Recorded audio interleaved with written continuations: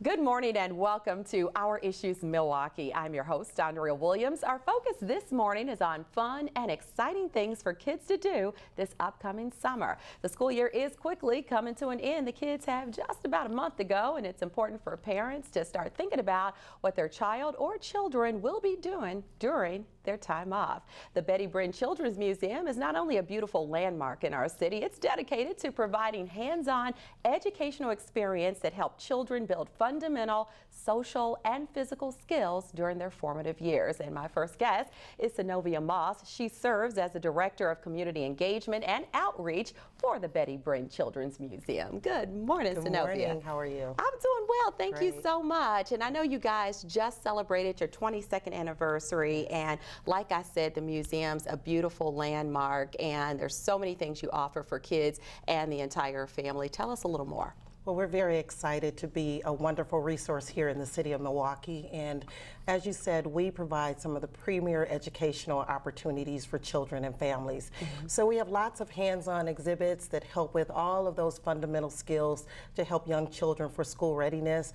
We also have parent engagement activities. We also have maker spaces. So we have a little bit of something for everyone in the whole family, although we specialize in early education. Yeah, and it's one of those things you don't want people to sleep on. If you've never had a chance to take the kids by and check it out for yourself, and adults might want to just kind of slide through there Absolutely. on their own as well. It really is a lot of fun. And the museum's namesake, Brinn, she was quite a woman. Of course, a successful businesswoman here in Milwaukee, but growing up, she spent a lot of time in foster care and orphanages, and so she was a woman who was dedicated to actually helping families who were in need and children who were underprivileged be able to do all the things that they otherwise wouldn't be able to do. And so it makes a lot of sense that this particular museum will be named in her honor. As I stated, the kids are going to soon be out of school, and Brinn also offers after-school activities for the kids while they are still in school as well. Yes. Well, we have lots of field trips, and schools are coming to us left and right now because this is the end of the school year. Yeah. So teachers love Brinn as well as principals. But we also have activities at the museum, so programs, educational programs that we have, Tot Time, pint-sized science, and other kinds of educational experiences for the children. Yeah, and there's one exhibit, Hometown. And that's where the kids go in and they actually get to role play and kind of figure out what some of the roles are that help make a community work. Yes, so Hometown is a model community, and it has everything from a grocery store to a bank to a place where you can do car repairs to a water area, so everything that you can think of. And we also have another area for our very young children, which is called Pocket Park, and that's going to open this summer with a kindergarten classroom that's sponsored through Children's Hospital. That will also have a shoe store, which is a lot of fun for the kids.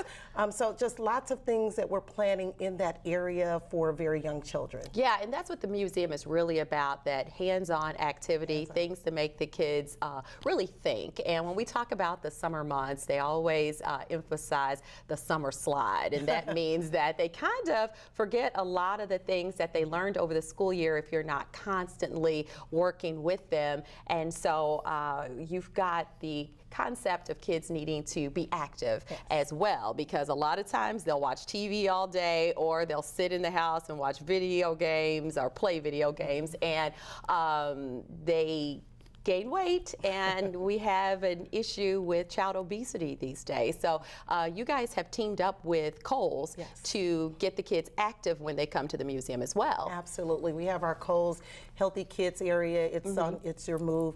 And in that area, lots of physical activities as well. And one of the things that we really encourage parents to come down to the museum is because it's a lot of learning through play. And so as you're saying, over the summer months, we want kids to be able to really reinforce the STEAM concepts, science, technology, engineering, the arts and math, which is infused in all of our programming at the museum. We also do a lot of hands-on kinds of 3D imaging, computer computer animation. So things that we have what's called be a maker space. So we have lots of different exhibits at the museum which will encourage and foster learning throughout the summer. So we've got our Word headquarters area, Hometown, Pocket Park. There's just so many wonderful exhibits that are there to help children to stay engaged and to really be infused in hands-on learning by doing. And our big push is also the maker movement. Yeah, and people can go to your website to get a full list Yes. of all of the exhibits and initiatives that you have going on, Absolutely. right? Absolutely. And I just mentioned that you guys teamed up with Kohls, and you do have this notion of teaming up with different organizations and corporations in the city to really come up with different ways to engage with the children. For instance, you just wrapped up your Major League Baseball exhibit, Yes. where you teamed up with the Brewers. With the Brewers, Yeah, that's absolutely. awesome. And a lot of what we do at the Betty Brinn Children's Museum that people may not be aware of is that we build world-class exhibits that travel all around the world that are educationally sound. So our partners, Northwestern Mutual Foundation, Hertzfeld Foundation, Kohls Healthy Kids. I don't want to get in trouble for missing someone. Right. But it is through these corporate commitments and corporate partners that we're able to bring such high quality, not just exhibits, but experiences to children and families all the time. And so when we talk about being able to take advantage of all the great things that you offer, that brings to mind membership. Yes. And you do have a lot of different packages for families. So what would come with a museum membership? So membership, we have lots of, in addition to the admissions and the experiences, you'll get reduced parking. But like you said, there are lots of membership packages, and one of the important parts of our mission is to be able to provide access to all. And so we also have a program called the Family Focus membership, and that is something that we work with disadvantaged families and high needs families and things like that in disadvantaged neighborhoods and throughout the city to make sure that everyone is able to access the museum. Yeah, and that goes right back to what the late, great Betty Brinn Yes. had in mind with everything that she did here in the city. And with that said, are there some type of stipulations that a family must meet in order to gain access to the free memberships that you offer? Yes. Well, and all of the eligibility requirements are out on our website under the Family Focus tab, but there are generally under $40,000 if a child has an IEP, if it's a military family, if it's a foster family. So lots of eligibility criteria to help others be able to access the museum. And when families are looking for something to do during the summer months in particular, you guys have what's called Neighborhood Night. How's that work? So actually Neighborhood Night is held throughout the year, and it's the third Thursday of every month. The museum is free admission to all children and families, and so our next one is May 18th. Okay. And at that one we're going to specialize in launching a new initiative that's coming to the city of Milwaukee called Vroom. And so we really encourage everyone to put the third Thursday of every month on your calendar, come and experience Betty Brinn in a wonderful way, and it's free admission as well. Yes, and that's from 5 to 8 5 to every 8. third Thursday of the month. Yes. And Synovia, you got to say it right. It's Vroom. It's really Isn't that the way it's intended? That's the way it's spelled, right? And so what is that initiative pretty much So about? Vroom is a part of a national initiative with the Bezos Foundation, and it's happening in cities all around the country. And it is really getting parents and our community, first and foremost, to talk about the importance of early childhood education, but more importantly, to talk about the importance of brain science. And so it gives parents everyday opportunities to create brain building moments, because we know that in a child's brain, between the ages of 0 and 5, it's the fastest growth of the brain. And so we want to not just talk about school readiness, which is our mission, but what does that really mean to a parent in their everyday world? So when they're bathing, when they're on the go, when they're in the grocery store, there's so many brain building tips. So they'll give a parent tip, and they'll also give the brain science behind why that tip is important. So we're very excited to be the anchor organization for Vroom here in Milwaukee, along with the support of the Hertzfeld Foundation and all of our wonderful early childhood partners that have created interagency agreements with us.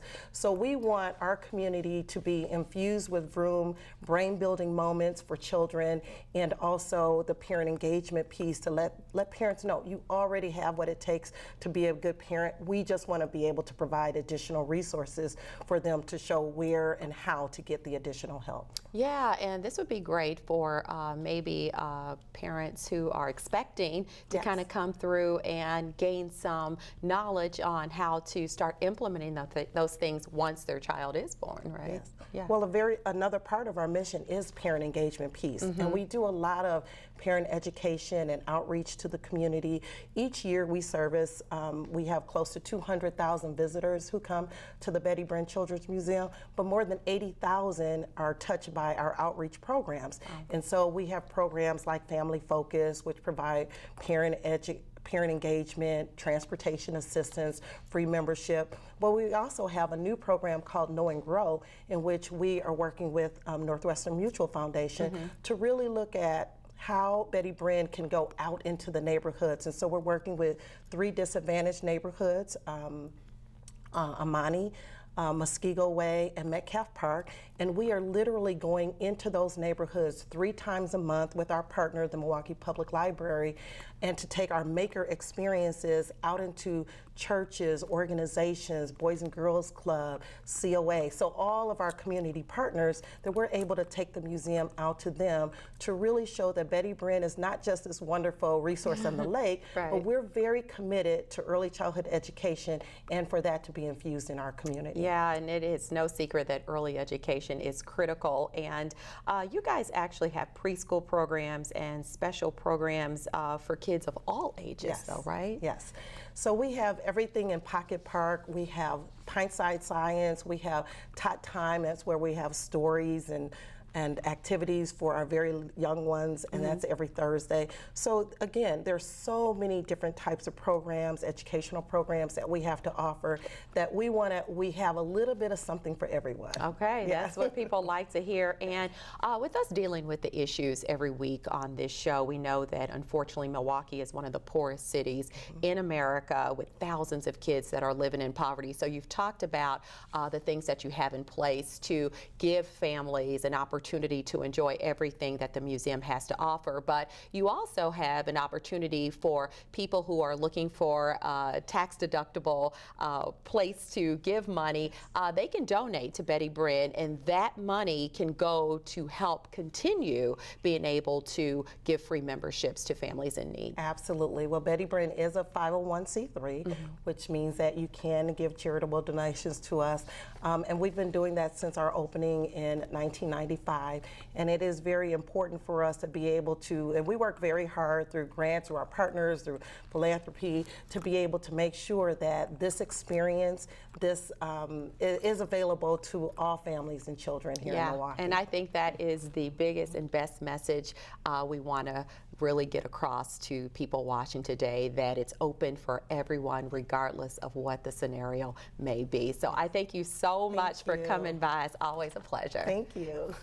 Synovia Moss is the Director of Community Engagement and Outreach for the Betty Brinn Children's Museum. For information about anything we've discussed, you can visit their website at bbcmkids.org or call 414-390-5437. When we return to Our Issues Milwaukee, we'll switch gears and discuss another outstanding organization, the Boys and Girls Clubs of Greater Milwaukee. They provide a place for all youth, no matter their circumstances, a place where they can get great discoveries about themselves and engage in educational and recreational activities. We'll talk to Tamara Key, the Senior Area Director for the Boys and Girls Clubs, right after this.